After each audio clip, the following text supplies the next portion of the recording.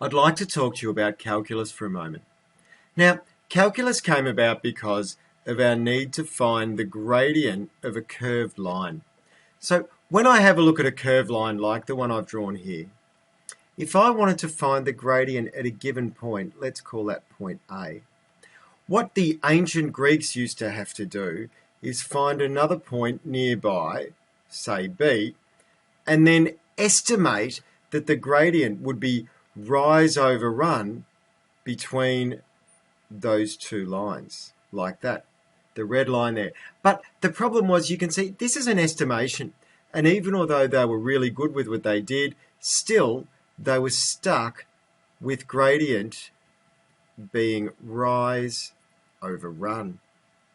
Now over time they realized that if this was my value, my x value at point A, and this was my x value at point B, that this would become more and more accurate as I moved point B closer and closer to point A. Otherwise, I could say as I decreased my distance between these two lines or these 2 points, as B gets closer to A, then the estimation of the gradient between the 2 points gets better. If I call the distance between these two x points h, then what I'm actually doing is I'm looking to try and make h equals 0. And the ideal gradient at that point would come when h equals 0. But the problem is, if h equals 0, then my run equals 0, and I have a number over 0, and I get much sadness and many tears, and I have to clean them up, and that would be horrible. So I've got to stick to this idea of seeing if h can be as small as possible, but still existing. Now let's have a look at coordinate A.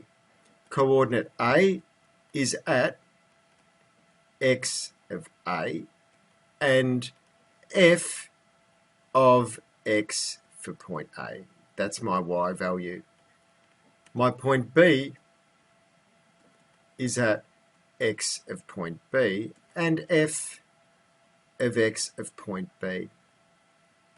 So if I talked about rise over run, I could talk about my rise, which is my difference in my y values, let's say f of x of A minus f of x of B, because it's A minus B, and my run equals x of A minus x of B. But as it happens, this point here, this x value, is this x value plus h. So therefore, my rise, rather than x of A, I could write that as x plus the h. So let's do that instead. And therefore, of course, my f of xb, I can just call that x. And I'm now calling this spot just x by itself. And so this spot here is x plus h, which means I can now replace this x of A with x plus h. So let's rub that out.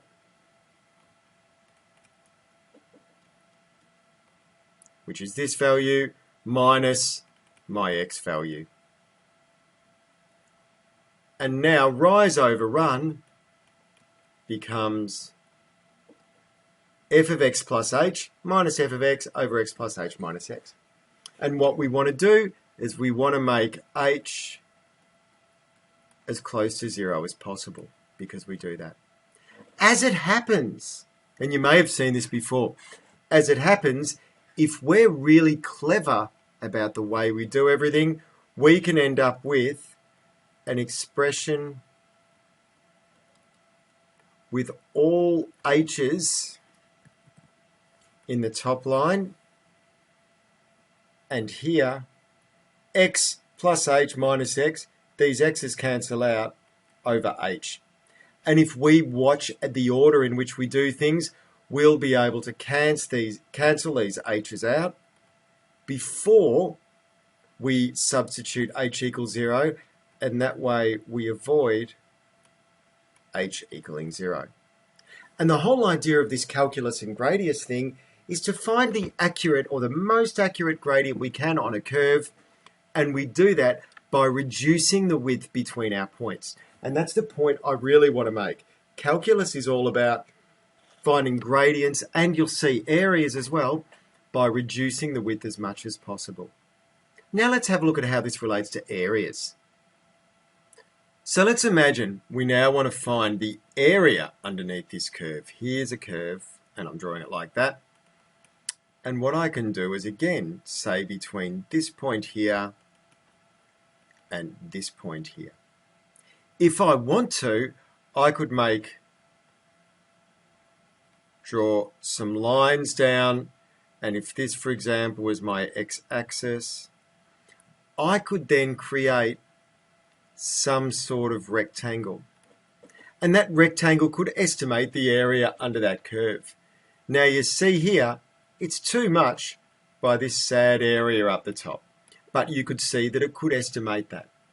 And in the same way as before, we reduce the width of our rectangle to find the gradient.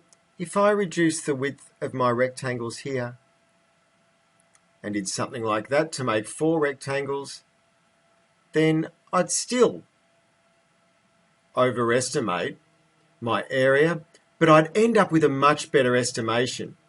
And as my distance of each rectangle gets smaller, so my x value decreases, then I get more and more and more rectangles, but my estimation improves. The estimation of my area improves. So the whole idea of that is I want to make as many rectangles as possible and as narrow as possible so that I end up getting the best possible estimation of the area under the curve.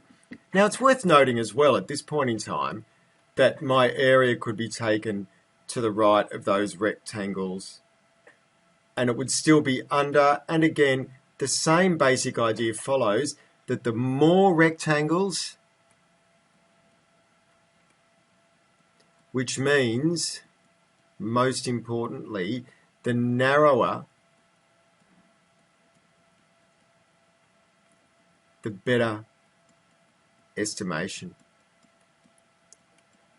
Now, our ancient Greek mathematicians weren't stupid, and they knew that if I had narrower, good estimations of areas under a curve, I needed more rectangles, more calculations, more time, and that was obviously something that they didn't want to spend.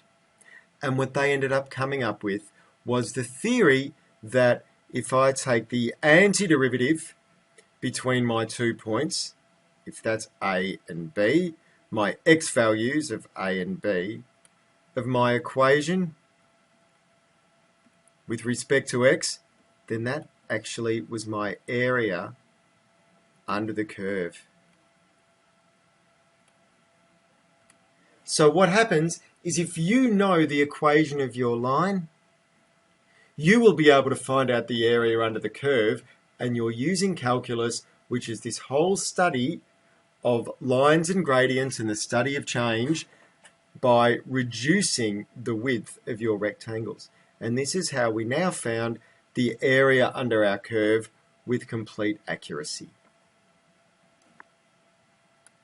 What that means is that if you have a line, let's say this line forms part of a parabola, and you want to find the area under the parabola between 2 points, and let's say this is where x equals 1, and this is, say, where x equals 4, and let's imagine your parabola line was y equals x squared minus 1. No, let's make it plus 1. If that was your equation, then your area would equal from between 1 to 4 of x squared plus 1 with respect to x. And that equals the antiderivative of this. You can use your calculator to find that out, so don't worry right now about calculating that. But that's my antiderivative between 1 and 4. I substitute my numbers in, 4 cubed over 3 plus 4 minus 1 cubed over 3 plus 1. And don't worry about the calculation, but that ends up equaling 24 square units. And that would be the area. I think that's right. I did it in my head, so who knows. But that's essentially what we do. Now we can do this same calculation on the calculator. And this is where we'll find out if I was right. So what I'll do is I'll put my equation into the calculator. I don't want the keyboard, so we'll get rid of that. And I'll go to main and type in the equation of the line, which is x squared plus 1. Now I know that's the equation. If I highlight that and I go interactive, calculation, and this integral sign, and because it's between 2 points, I click definite.